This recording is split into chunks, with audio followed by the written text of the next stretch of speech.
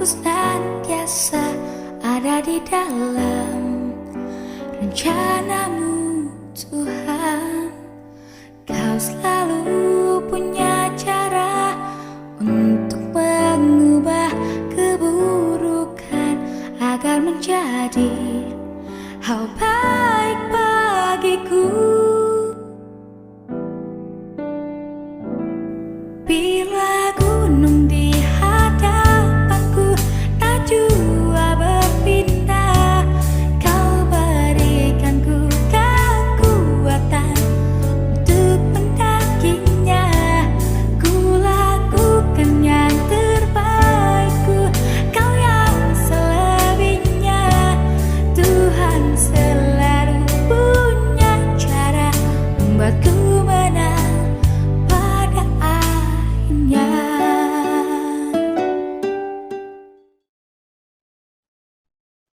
Selamat pagi saudara-saudara, Shalom.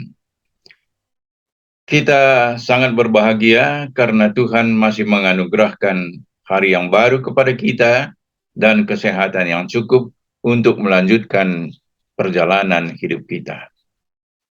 Kita akan mendengarkan sapaan firman Tuhan, dan sebelum kita mendengarkan sapaan itu, kita minta pertolongan Tuhan agar memberikan kekuatan bagi kita dan kemampuan untuk mengerti sapaan sabda Tuhan itu. Untuk itu, marilah kita satu di dalam doa. Kita berdoa. Tuhan Bapa kami yang ada di surga, terima kasih untuk hari yang baru yang Tuhan anugerahkan kepada kami. Kami akan mendengarkan firman Tuhan yang akan menjadi pedoman kami dalam semua kegiatan kami pada hari ini. Untuk itu berbicaralah kepada kami ya Tuhan, karena kami sudah siap mendengarkannya. Di dalam nama Yesus Kristus Tuhan kami berdoa. Amin. Saudara-saudara yang terkasih, di dalam nama Tuhan kita Yesus Kristus, firman Tuhan yang akan menjadi dasar renungan kita pada pagi yang teduh ini, terambil dari Wahyu 7 ayat 16 yang berbunyi sebagai berikut. Mereka tidak akan menderita lapar dan dahaga lagi, dan matahari atau panas terik tidak akan menimpa mereka lagi. Saudara-saudara yang terkasih, siapakah yang dimaksud dengan mereka yang tidak akan menderita lapar dan dahaga lagi, dan matahari atau panas terik tidak akan menimpa mereka lagi? Siapakah mereka itu, saudara-saudara? Siapakah mereka yang tidak akan mengalami penderitaan duniawi lagi, dan mereka akan mendapatkan kebahagiaan yang abadi bersama dengan Allah Bapa? Malahan saudara-saudara, pada akhir pasal 7 ini, kita dapat membaca kata-kata sebagai berikut. Dan Allah akan menghapus segala air mata dari mata mereka. Sungguh hal ini satu hal yang luar biasa. Dan siapakah mereka itu yang air matanya dihapus oleh Allah sendiri? Dengan jelas dikatakan saudara-saudara di ayat 14 bahwa katanya mereka ini adalah orang-orang yang keluar dari kesusahan yang besar, dan mereka telah mencuci jubah mereka dan membuatnya putih di dalam darah anak domba. Luar biasa sekali saudara-saudara. Gambaran yang diberikan tentang mereka adalah mereka yang telah mencuci jubah mereka dan membuatnya putih di dalam darah anak domba. Di sini kita diperhadapkan dengan bahasa simbolis atau metafora. Dan kita harus menggali apa makna metafora ini. Mencuci jubah, saudara-saudara, itu dalam bahasa Yunani-nya adalah eplunan.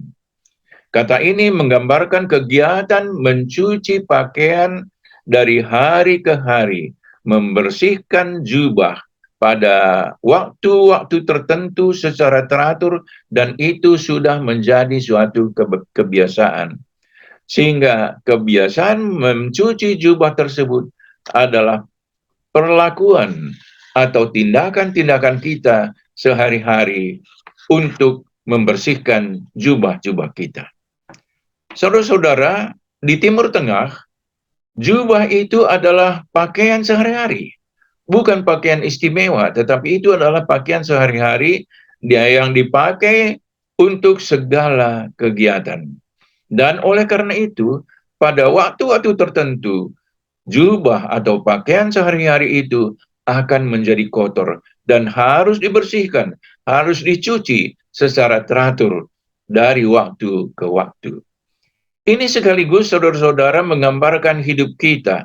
Hidup kita sebagai manusia yang ternodai oleh dosa yang kita perbuat dalam kehidupan sehari-hari kita. Noda dosa dalam kehidupan kita, inilah yang harus dibersihkan dari hari ke hari, dari waktu ke waktu. Sama seperti mencuci jubah secara teratur dengan darah Kristus yang tercurah di kayu salib untuk membersihkan ataupun mengampuni semua dosa-dosa kita. Pencucian jubah itu juga berarti merupakan suatu pengakuan dosa-dosa kita secara sadar dan mendalam, dan percaya bahwa Yesus Kristus telah mati untuk keselamatan kita.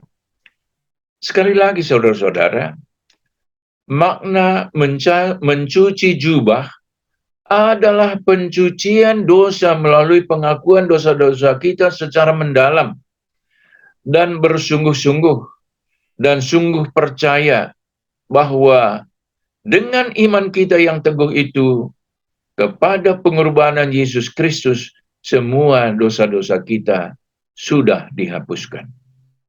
Namun saudara-saudara, tidak hanya sekedar begitu saja. Ada makna lain dari mencuci jubah itu, makna yang menyertainya. Pengakuan dosa tanpa pertobatan saudara-saudara, tentu tidak ada artinya sama sekali. Sehubungan dengan itu, kita juga menemukan makna yang kedua dari mencuci jubah itu tadi. Dan mencuci jubah dengan darah Kristus itu dapat kita temukan juga di dalam Wahyu 22 ayat 14 yang berbunyi, berbahagialah mereka yang membasuh jubahnya. Dalam Alkitab King James, ayat ini diterjemahkan sebagai berikut. Blessed are they that do his commandment. Berbahagialah mereka yang melakukan perintah-perintahnya. Jadi saudara-saudara, mencuci jubah juga berarti bertobat. Lalu sesudah bertobat melakukan melaksanakan sesuai dengan perintah Tuhan kita. Mencuci jubah berarti juga bertobat dan bertindak melakukan kehidupan sesuai dengan perintah Tuhan kita. Saudara-saudara, apabila kita memakai firman Tuhan yang tajam bagaikan pedang bermata dua ini, yaitu berusaha sekuat tenaga untuk melakukan perintahnya di dalam kehidupan kita, dan dalam keterbatasan kita untuk melakukan perintah-perintahnya itu, kita juga mengakui salah dosa kita dengan iman bahwa Yesus Kristus sudah mati untuk mengampuni dosa-dosa kita. Dan karena kita bertobat dan kita melakukan apa yang dikehendaki oleh Tuhan, maka itu berarti kita sudah memakai jubah yang putih, dan untuk itu saudara-saudara, kita akan dapat berdiri di hadapan tahta, di hadapan anak domba, memakai jubah putih dan memegang daun-daun palem, tanda kemenangan kita. Saudara-saudara, masa depan kita, seperti yang dikatakan dalam nats renungan kita tadi, Dengan mencuci jubah kita, kita ada di dalam kehidupan yang baru, yaitu kita tidak akan menderita lapar dan dahaga lagi, dan matahari atau panas terik tidak akan menimpa kita lagi. Karena itu, saudara-saudara yang terkasih, marilah kita tetap memegang teguh iman kita kepada Tuhan kita Yesus Kristus. Walaupun karenanya mungkin pada waktu-waktu tertentu dalam waktu sementara, kita mungkin kesusahan, kita mungkin mengalami penderitaan yang berat. Tetapi kita akan keluar dengan kemenangan karena anak domba itu menggembalakan kita, menjaga kita dengan kasih-Nya yang tak terhingga. Karena itu marilah kita tetap tekun dan setia menjalankan firman-Nya dalam kehidupan keseharian kita. Amin. Marilah kita satu di dalam doa. Terima kasih ya Tuhan untuk firman-Mu yang telah kami dengarkan pada pagi hari ini. Biarlah kami tetap tekun di dalam iman kami. Dan apabila kami tersandung dalam dosa ya Tuhan, ajarlah kami untuk mengakuinya. Karena mengakui dosa kami itu berarti juga kami sama dengan mencuci jubah kami, sehingga jubah kami menjadi putih. Dan kami layak ada di hadapan Tuhan. Tuhan, pada kesempatan ini juga kami berdoa khusus untuk GBKP, Perminggun, Undu, Pelantaran, Parenggan, dan sekitarnya di Pulau Kalimantan. Untuk itu kami berdoa ya Tuhan, supaya Tuhan melindungi anak-anak Tuhan dan hamba-hamba Tuhan di daerah pelayanan ini, agar mereka tetap tekun, mereka tetap teguh di dalam menjalankan iman mereka. Dan biarlah Tuhan memberikan kekuatan kepada setiap orang, supaya mereka dapat mengembangkan, memberitakan kabar baik kepada orang-orang yang ada di sekitar mereka. Kami juga berdoa untuk Perminggun Sampit, yang sekarang sedang berusaha dengan keras untuk membangun gereja Tuhan di sana. Biarlah Tuhan membantu mereka, menolong mereka, memberkati mereka, supaya dengan segala usaha yang Tuhan berkati, gereja Tuhan di Sampit segera akan berdiri dan nama Tuhan dipermuliakan. Dan anak-anak Tuhan di sekitar kota Sampit akan berbahagia untuk menyembah dan berbakti kepada Tuhan. Tuhan Bapa kami yang ada di surga, kami juga berdoa untuk pemerintah kami. Berkati pemerintah kami ya Tuhan, agar dapat tetap menjaga kestabilan di negara kami ini, dan dapat menciptakan perdamaian dan keharmonisan di dalam kehidupan masyarakat kami. Berkati pemerintah kami, berkati presiden kami, dan semua aparat yang bertanggung jawab untuk menegakkan keamanan dan keadilan di negara kami.